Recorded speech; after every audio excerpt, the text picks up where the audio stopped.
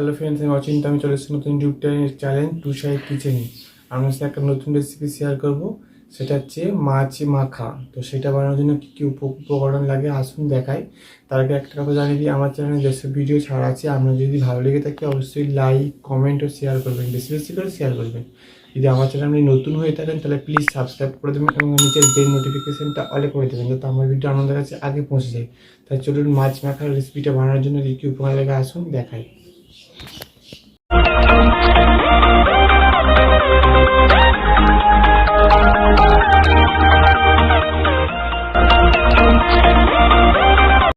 রুই মাছ মাখা রেসিপিটা বানানোর জন্য কী কী ভালো লাগে আসুন তাহলে দেখিয়ে দিই। এখানে 2 পিসের মতো রুই মাছ নিয়ে নিয়েছি, অল্প সামান্য 1 চিমটে হলুদ নিয়েছি, লবণ নিয়েছি পরিমাণ মতো, পেঁয়াজ কুচি নিয়েছি দুটো, এখানে 3টে কাঁচা লঙ্কা নিয়েছি, একটা শুকনো লঙ্কা নিয়েছি, এখানে সর্ষের তেল নিয়েছি পরিমাণ মতো। চলুন তার রেসিপিটা শুরু করি।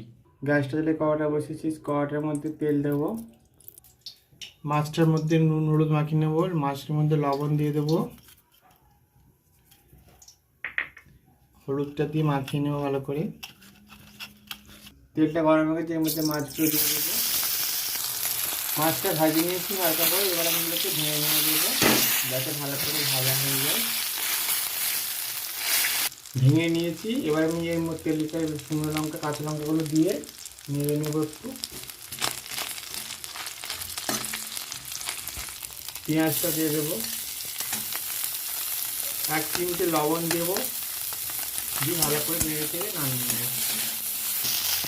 ভালো করে নেড়ে চেড়ে নিয়েছি, এবার আমি এটা আমার রেডি হয়ে গেছে, এটা আমি এবার নামিয়ে নেব। দেখুন আমার মাছ মাখা রেসিপিটা রেডি হয়ে গেছে।